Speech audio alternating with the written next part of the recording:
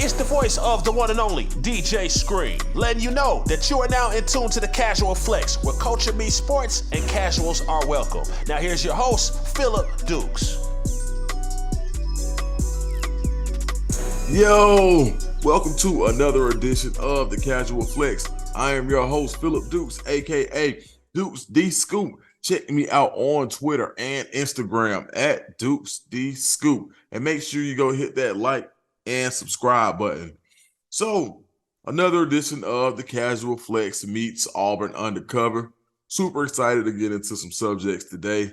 One of the ones I want to talk about is A-Day is approaching. So on April 8th, Auburn's A-Day scrimmage will go down in Jordan-Hare Stadium. Super excited time for Auburn. I mean, when it comes in comparison to when you compare the buzz around A-Day last year to this year, it's night and day.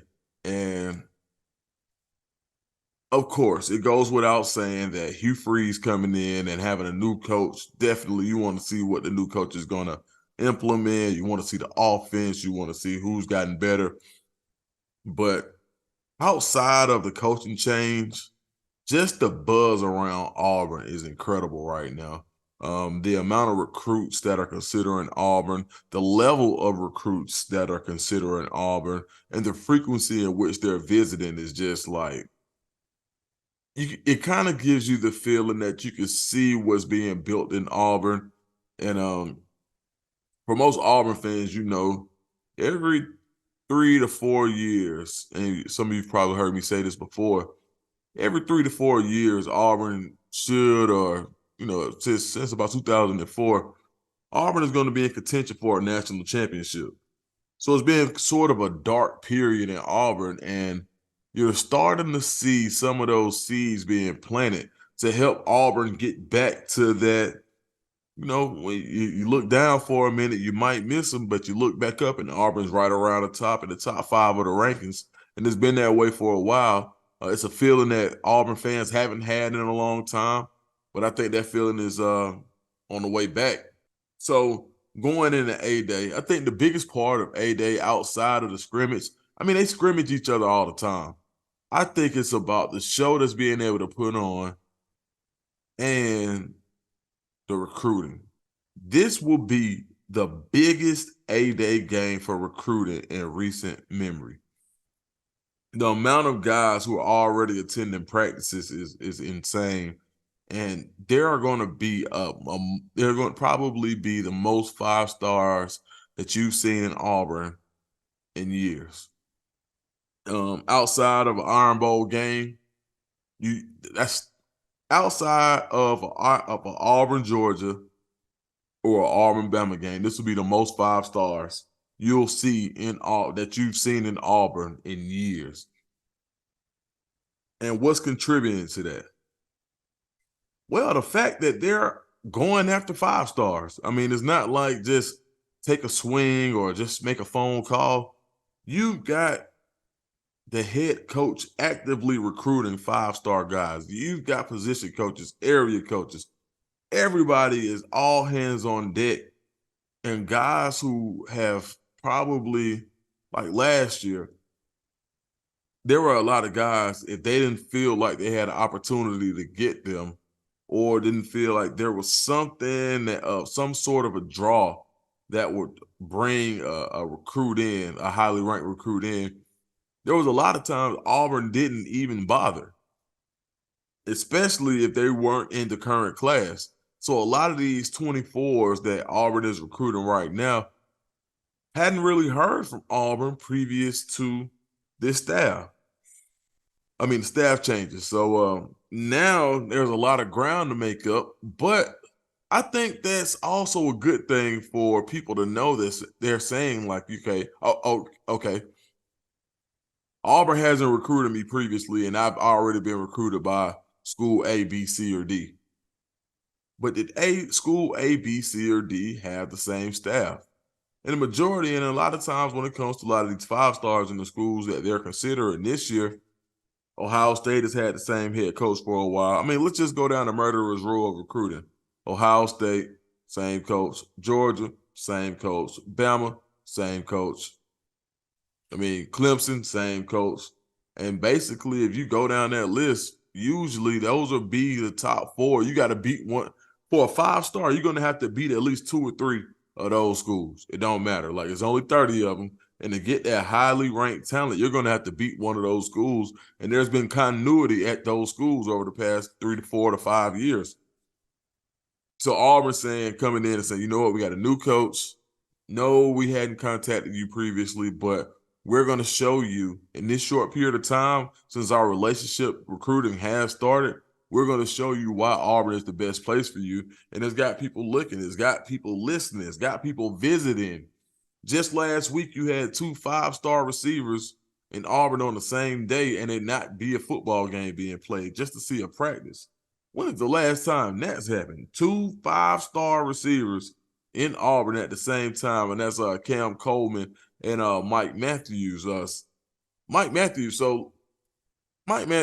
think Auburn is on the outside looking in when it comes to Mike Matthews. But the level of player he is, he's probably the best high school receiver I've seen in person in a long time.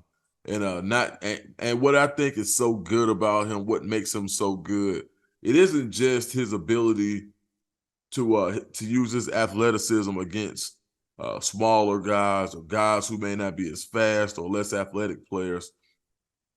It's his feel for the game and how he uses his body to his advantage. He's not the biggest guy. He's not a 6'5", 6'4" guy. He's not the physically imposing 215-pound receiver. He's not the 4.25 burner. He's a mix of all those things, and when he puts it together, the way he positions his the way he positions his body, it's almost like he's rebounding a basketball, and he's not even like a 6'6" type guy. So definitely a stud of a player. Cam Coleman, same thing. He's a little bigger, a little more physically imposing, type of guy that you would expect a high point for a football. But just having those 2 guys on campus, and I'll write a little bit more about their visits, kind of dug a little deeper, especially on the Mike Matthews portion of it. But just as a tidbit, I talked to Mike Matthews' mom, Regina, after her visit, and just to see from her perspective. And a lot of times, I don't like just to ask the player or the recruit how their visit went when I do talk to them, because a lot of times, like, they industry term when it comes to recruiting is, guys leave a school and they still on a sugar rush, or they're still happy, or they just still in that temporary happiness.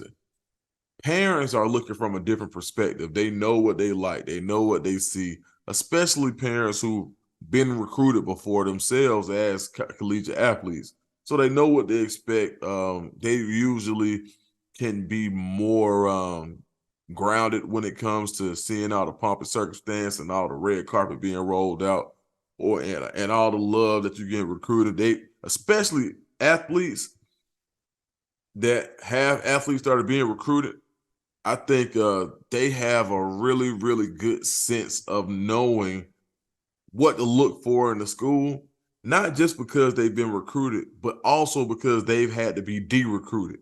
And every player, unless you're a LeBron James, not even LeBron James, maybe Carmelo Anthony, like where he comes in and he's the man from day one, leads you to a national championship, and that's that, right? But outside of that, most players have to be de-recruited, which is one of the toughest processes to undergo for somebody who's been told they're the best thing since sliced bread since they put a ball in their hands. So I said all that to say that's one of the reasons that I enjoy talking to parents of recruits after they leave a visit. But on a scale of 1 to 10, Miss Matthews said that she thought the visit was an 8. Thought it was really good to finally get to meet some of the coaches in person. And she said she realizes that Auburn, which did make his top 10 or 12 schools, and they'll be going to visit all of those schools. So Auburn is in the running for an official visit. They like the proximity. They definitely like what Hugh Freeze has going on, and they understand that there's a reason that they weren't recruited last year, and they aren't holding that against Auburn. So I thought that's positive, and I think that just goes to speak to the job that this staff is doing as a whole. It's again a clean slate with these recruits and making them understand that, hey, Auburn is a special place. Auburn always will be a special place, but there was a different regime here. And not to say that that regime, didn't want you, or maybe they thought they couldn't get you, but they are letting it be known that the regime that is in Auburn right now isn't letting any rock go unturned when it comes to getting the best football players possible to be in competition for a national championship.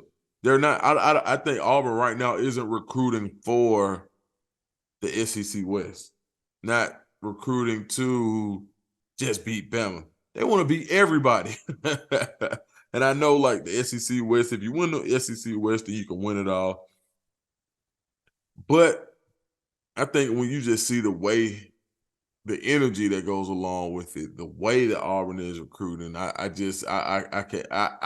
really can't see Auburn closing outside of the top 10 in Freeze's tenure. And I think even in year one, I can see Auburn finishing with the top 7, top 8 class this year.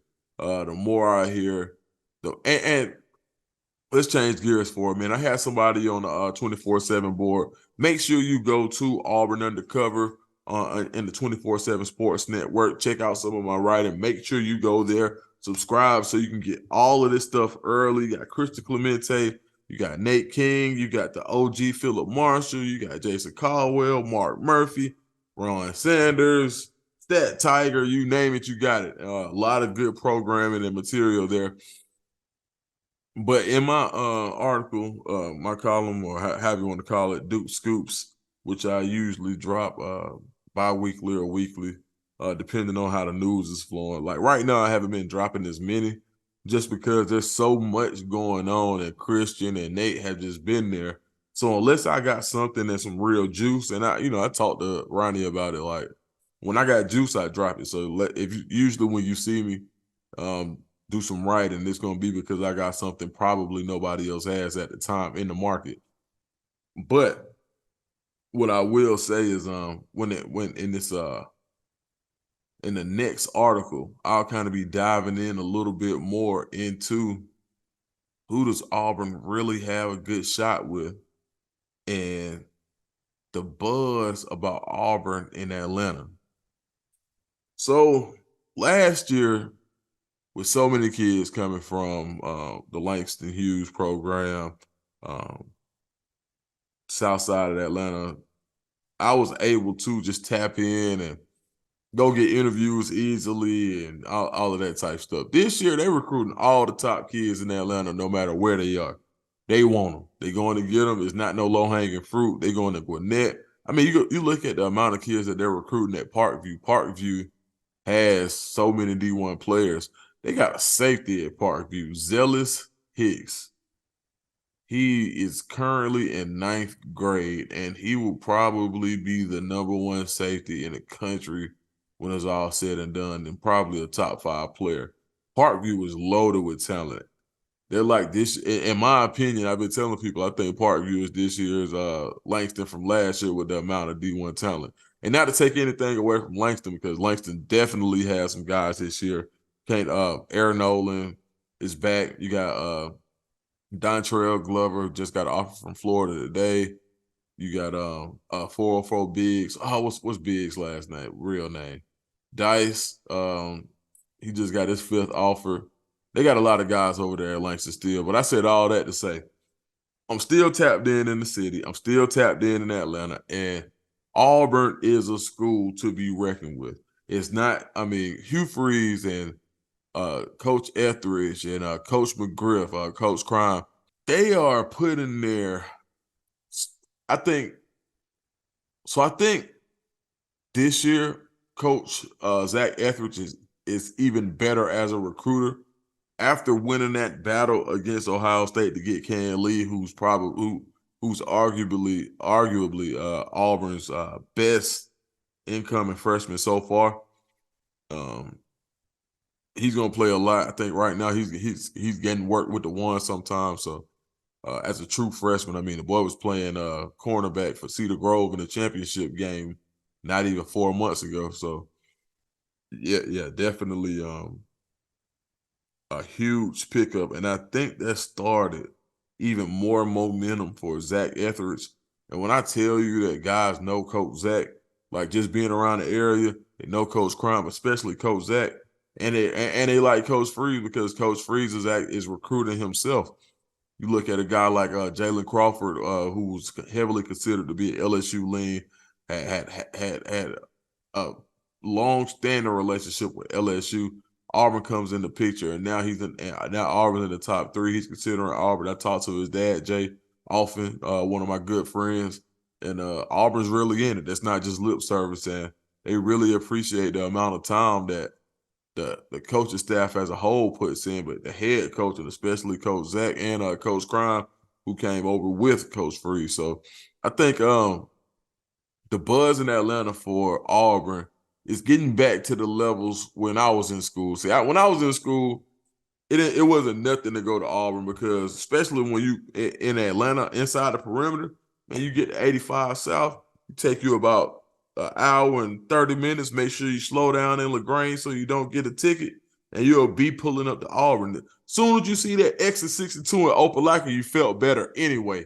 And I think now that pipeline is about to open back up because you got to think there are some kids who don't like Georgia that are from Georgia.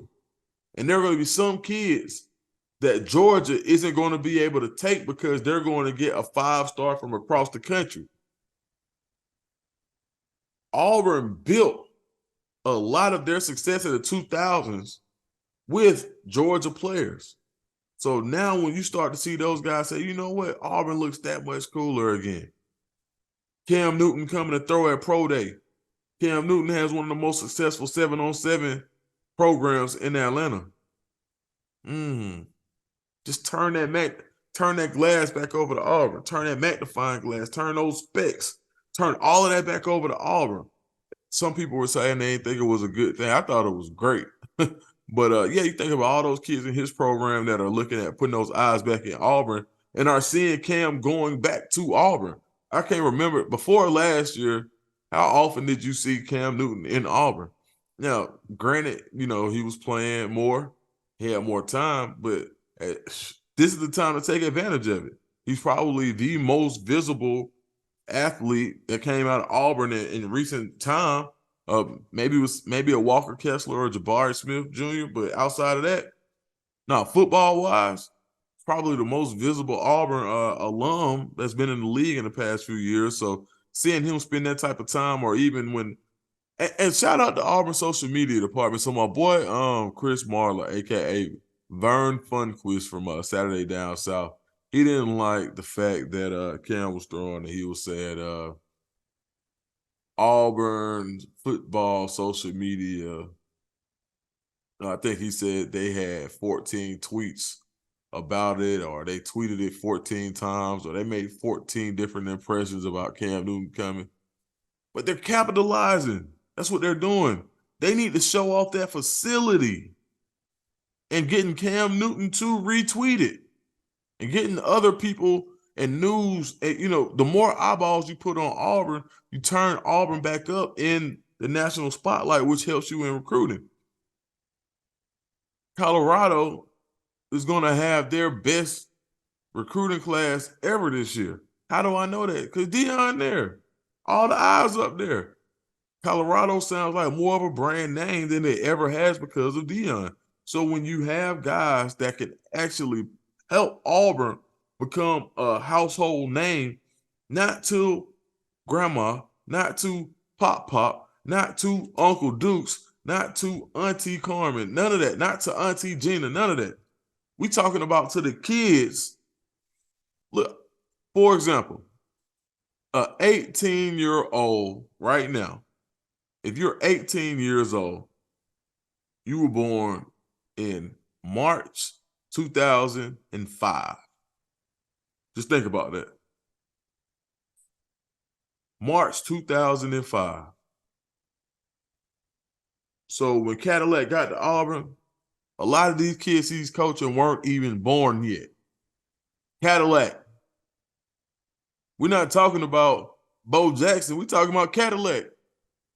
The grainier those highlights look from the 2000 to 2010 seasons, it lets you know that things are changing.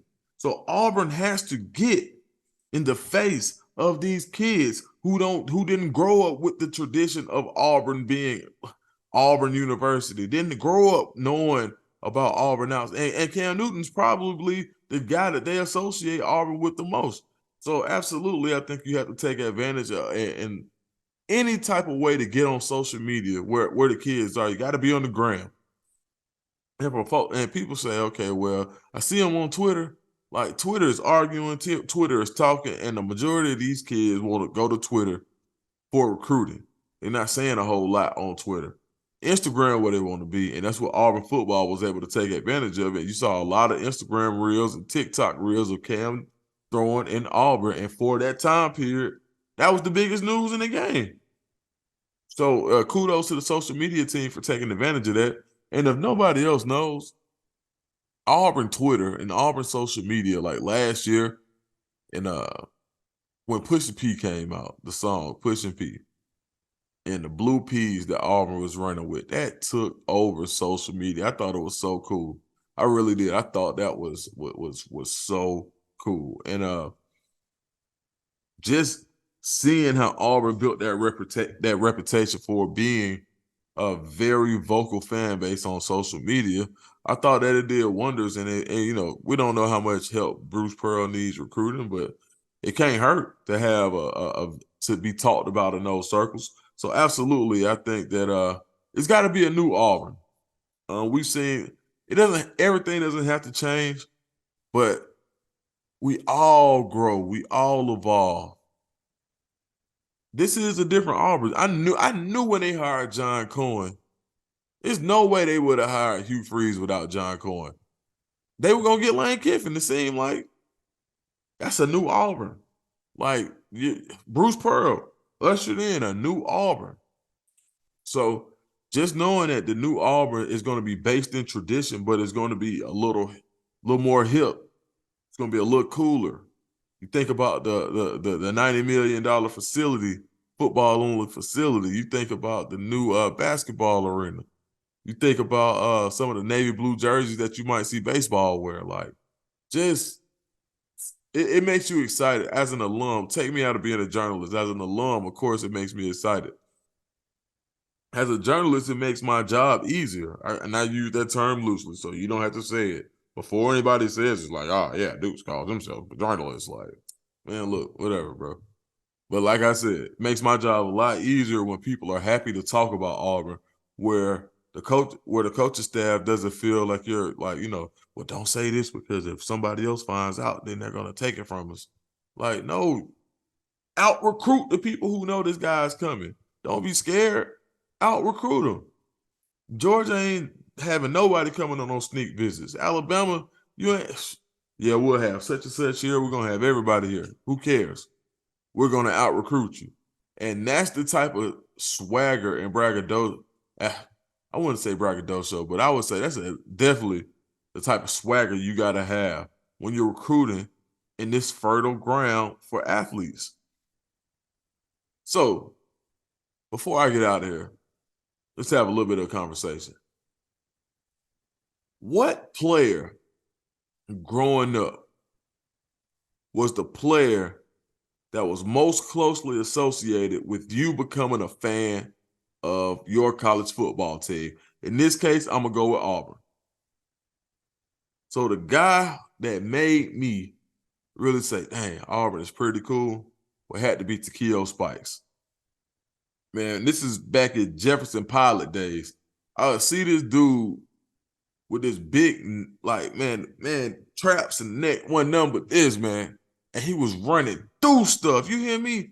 Man, Spikes wasn't playing. And I was so mad when the Falcons drafted Keith Brook. And I was like, man, they're going to regret that. I can't remember the order, but I felt like the Falcons had a good enough shot to get Spikes and they didn't. And I was upset about that for a long time. And Keith Brookin had a good career, but he definitely wasn't no Takeo Spikes. So yeah, Spikes was the guy that kind of got me like, you know what, Auburn's a pretty cool place. I like how they play football, man. So shout out to Spikes over there at the SEC Network, man. A really good guy, friend to a lot of folks in the fam. So but yeah, man, that's my time for today. Make sure you like and subscribe. We'll see you again next week. Dukes the Scoop, the Casual Flex, Auburn Undercover. We are out.